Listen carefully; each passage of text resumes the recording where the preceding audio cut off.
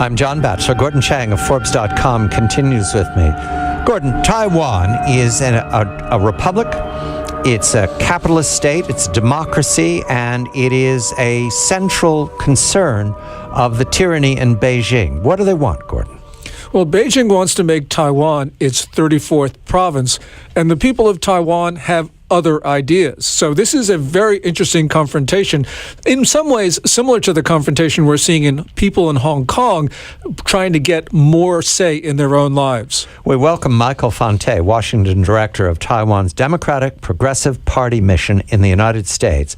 Michael, a very good evening to you.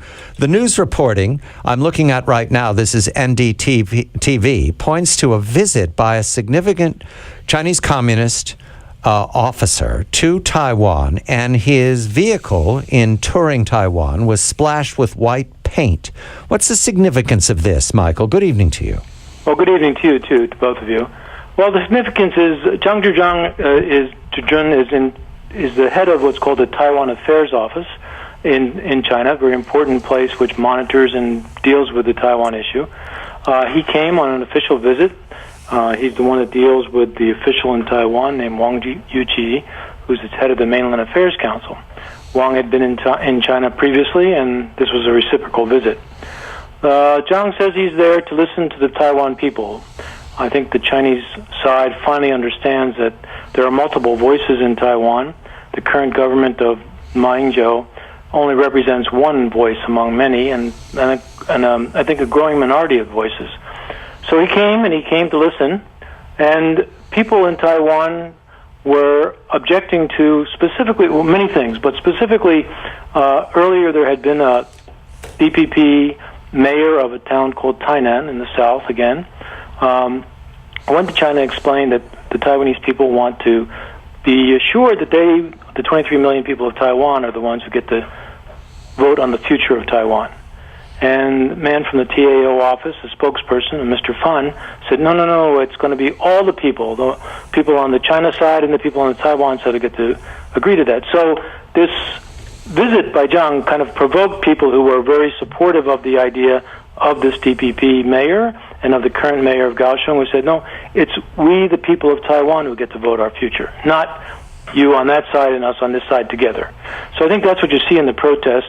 The students, particularly students, although larger civic movement people, coming out to say, we are the masters of our own country, and you come here, you want to listen to us, fine, but you have to listen carefully to what we're saying, and they wanted to make sure he listened. I think the people of Taiwan get democracy, Gordon. I think they understand it. They certainly do, and they understand its importance. And this is really the big divide, because in China, basically, they're saying everybody gets to have a say in Taiwan's future. But since we have 1.3 billion people and you have only 23 million people, Beijing is saying it decides. Whereas the people in Taiwan are saying, no, it's us, just the 23 million people of Taiwan who decide our fate. Yeah, there was a great quote from a Chinese blogger the last time Taiwan had presidential elections, and even though DPP lost, the quote was, "The people of Taiwan have held up a mirror, and we see ourselves in the future." Obviously, a hope from this blogger, and I think many people in China, that this future that the Taiwanese people have built now can be the future for China. A very important statement, and I think a lot of people who are coming now to Taiwan from China to visit, a lot of people tell me what they do at night is they don't go out and run around town and go drinking and eat. They sit and watch the television, because on television there are these talk shows in Taiwan where people are arguing politics and, concerned about the president, saying all kinds of things that in China, of course, it's worth your life to say. Michael, there was a sunflower movement just recently in Taiwan, which is a protest about the high-handedness of officials. And I tell the story of the tall sunflower. Once upon a time, always the tall sunflower gets whacked. But it occurs to me, listening to your report on Taiwan, and we just spoke of purge in Beijing, and Japan has now moved to not be pacifist anymore, to stand up for its rights in the East China Sea. And we certainly know the protesters being dragged away by police in Hong Kong. We'll talk of that later. Yeah. What we're seeing is a region of tall sunflowers. China doesn't know where to start. Is this a surprise to Beijing? Are they overwhelmed by all of this impudence from former conquered people? I think they're overwhelmed because I think they think that they're the big kahuna. They're the ones that everybody has to come to, and as in the old days, and kind of kowtow and make their tribute. They know that economically they're the biggest engine in the region, and all the states in the region have to go to China. They think anyhow, but they certainly do now for economic reasons. But the Chinese feel that gives them leverage, and people now are backing away and saying, no, we're going to have good economic relations with you, but we'll be damned if you're going to be the ones who control our political future. That's what you're hearing, I think, very carefully. And the rebalance that the Obama administration has articulated and hopefully will implement more forcefully is responding to that need on the people on the ground in the various countries to have a support base for their political independence from the pressure from China. You know, John, this is really interesting because during the presidency of Ma Ying-jeou, the current president of Taiwan, Taiwan and China have signed up 21 economic deals.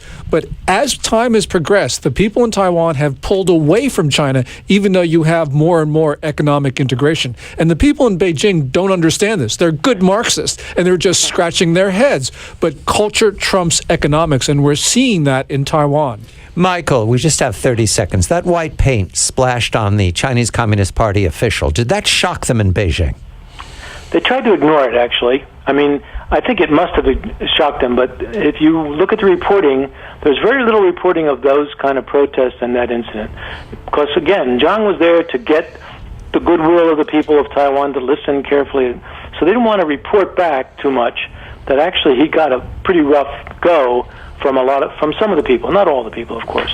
So yes, I think it shocked them to their core that they really don't understand Taiwan. That's what I think shocks them. And I do believe that the man had a lot to learn. White paint means something. You can translate this. Things aren't quite what you presume, but it does have significance. We thank Michael Fonte, Washington director of Taiwan's Democratic Progressive Party mission in the United States. Gordon Chang of Forbes.com. I'm John Batchelor.